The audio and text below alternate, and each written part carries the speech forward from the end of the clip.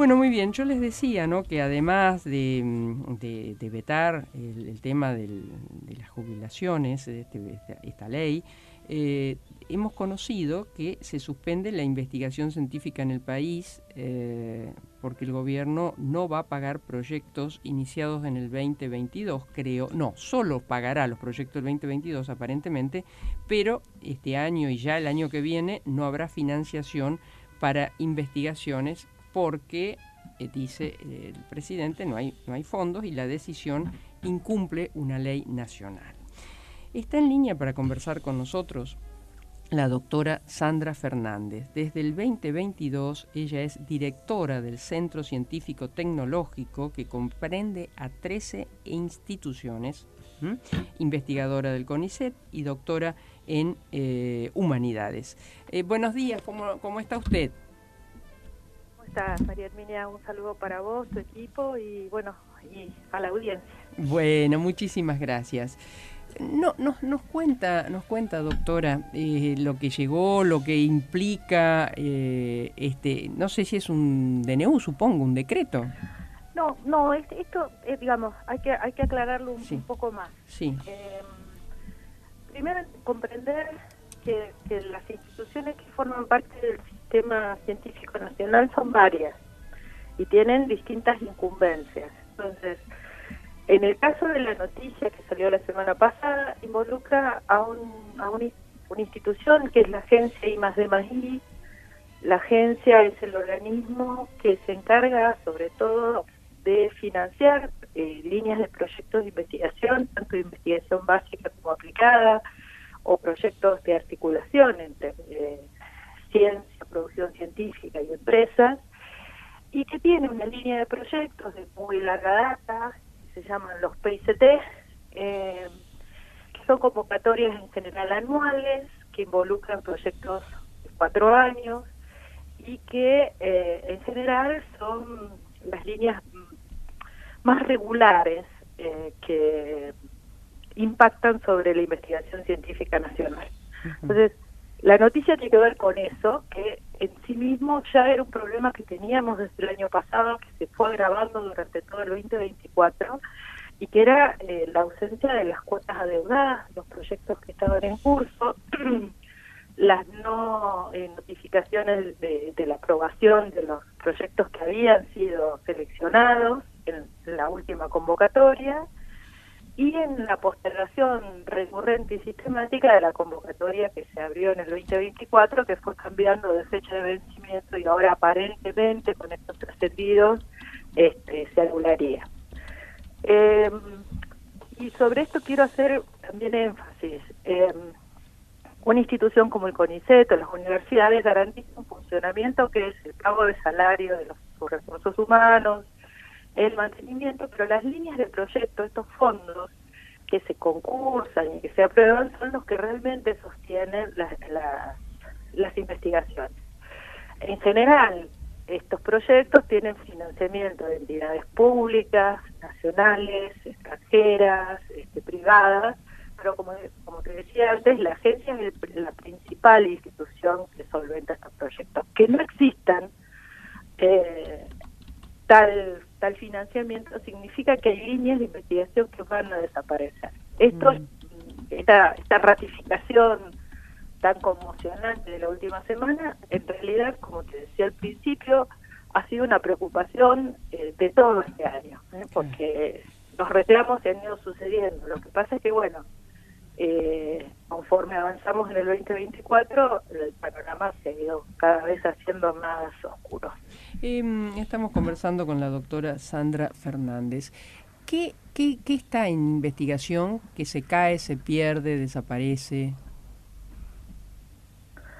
Bueno, a ver, las líneas de investigación, cuando uno hace ciencia, no es un bien que se compra en el supermercado, lleva años.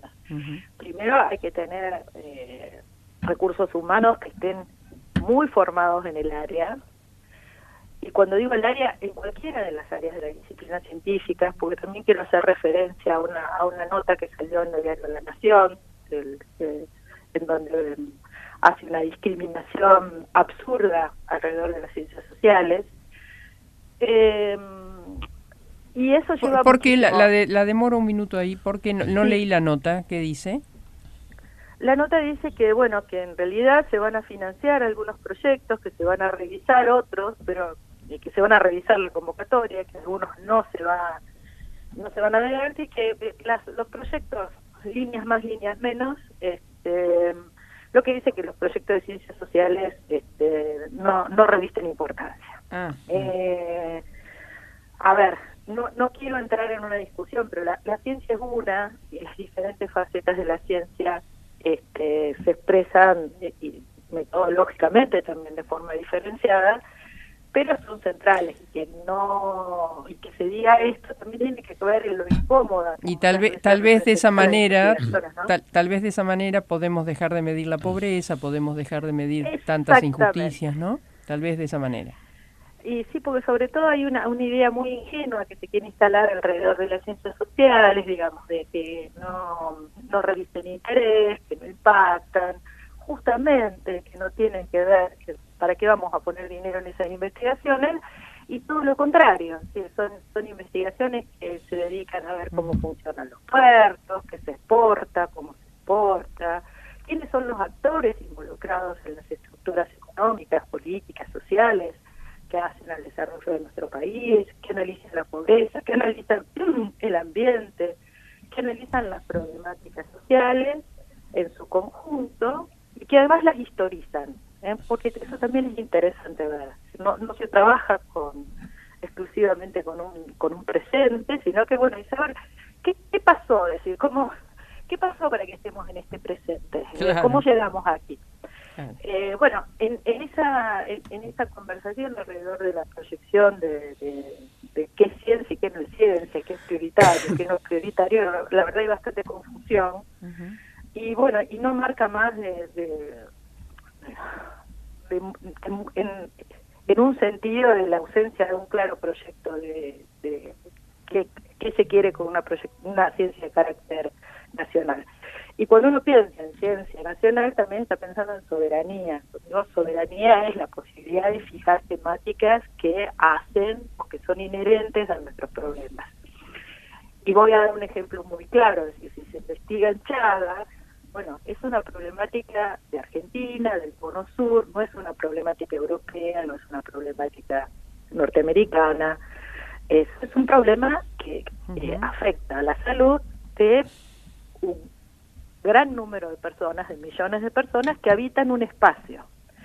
Por lo tanto, se necesita tener las condiciones para investigar esa enfermedad, que puede convertirse en una enfermedad prevalente y que está de alguna manera impactando sobre la sociedad en su conjunto, que es una problemática reducida a este espacio.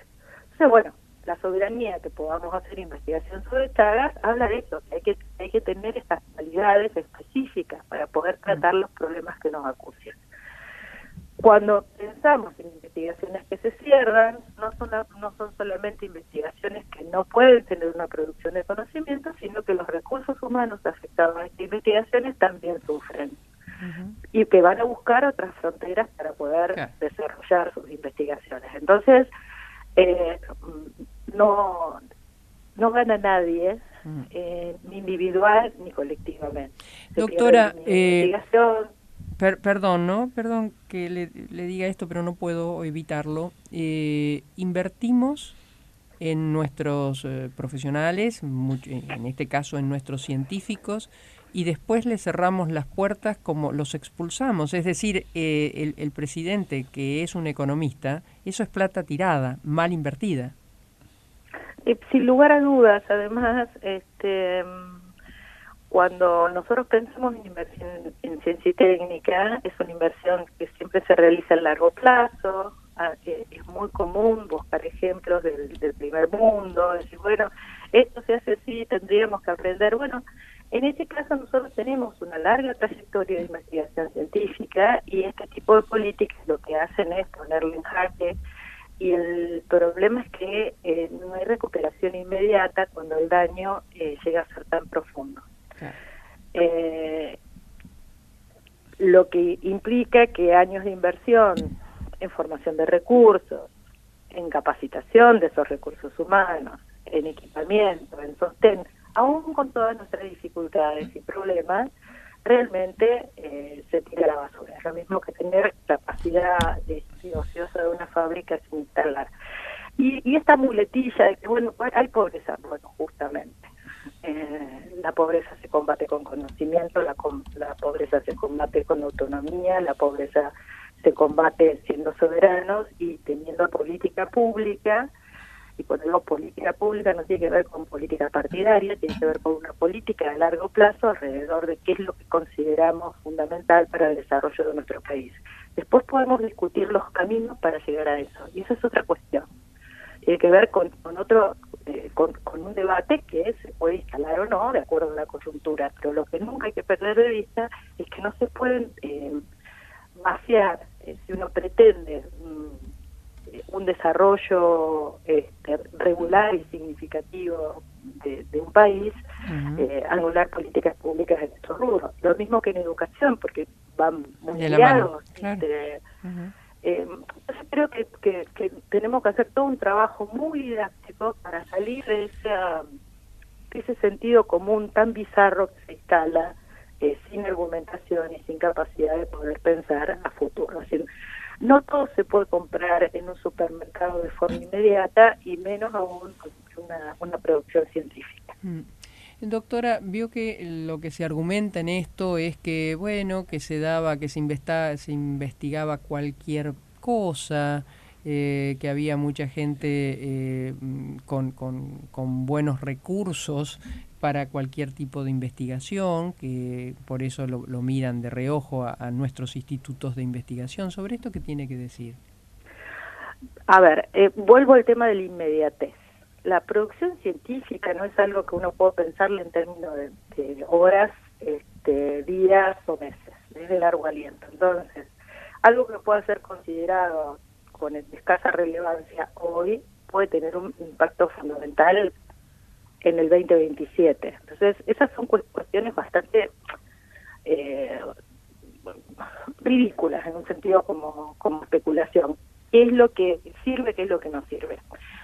Si tuviéramos que realmente hacer una evaluación seria de lo que sirve y lo que no sirve, yo le pediría a los que dicen esto los datos. Y como son datos públicos, es muy sencillo. Uno puede entrar a los sistemas y ver cuáles son las líneas centrales de investigación de los institutos, de la propia institución, como es CONICET, pero también de las universidades, y se va a observar el impacto que esto tiene cotidiano. Si yo puedo volver a nombrar una serie de ejemplos fundamentales que van desde las ciencias bio a las ciencias sociales y también sin ánimo de ser siendo muy cuidadosa, ¿no?